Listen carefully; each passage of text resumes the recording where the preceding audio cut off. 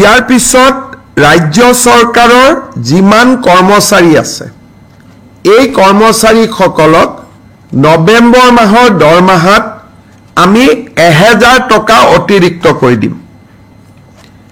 1000 টকা লৈ তেওঁলোকে কিতাপ কিনিব লাগিব আৰু ৰচিদ কিতাপ কিনা ৰচিদ তেওঁলোকে নিজৰ হেড অফ দা ডিপাৰ্টমেণ্টক জমা দিব লাগিব।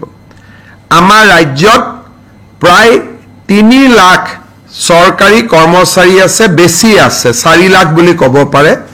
তাৰ মানে ৰাজ্য চৰকাৰে 40 কোটি টকা খালি কিতাপ কিনাৰ বাবে ব্যয় কৰিব।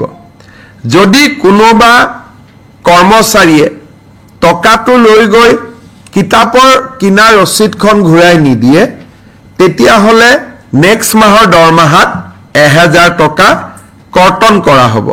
আৰু যদি কিতাপখন কিনে তেতিয়াহ'লে তেওঁ সেই টকাটো দৰমহাৰ অতিৰিক্ত হিচাপে লাভ কৰিব। শেষত কিতাপৰ বৰ্ষ উপলক্ষে এইবাৰ ডক্টৰ ভূপেন হাজৰিকাৰ নামত ৰাজ্য চৰকাৰে প্ৰকাশ কৰা পুথি এখন 1 জানুৱাৰী তাৰিখে পুৱা কৰি অসমৰ 12 লাখ পৰিয়ালত আমি বিতৰণৰ বাবে সিদ্ধান্ত লৈছো।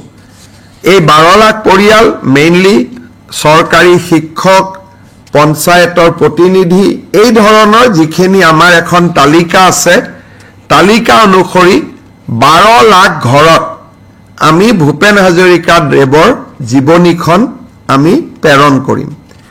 কিতাপৰ বৰ্ষ উপলক্ষে যোৱা প্ৰেছ কনফাৰেন্সত আমি কৈছিলোঁ যে 38 লাখ অৰুণোদয় হিতাধিকাৰীৰ পৰিয়াললৈও আমি সৰু কিতাপৰ পুস্তিকা এখন প্ৰেৰণ কৰিছোঁ।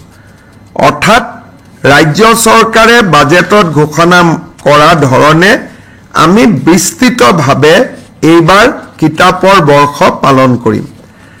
স্বাভাৱিকভাৱে অসমৰ ৰাইজেও যদি বিয়া, সভা, বাৰ্থডে আদিত কিতাপ উপহাৰ দিয়া আৰম্ভ কৰে তেতিয়াহ'লে ৰাজ্য চৰকাৰৰ প্ৰচেষ্টা আৰু অধিক সফল হ'ব।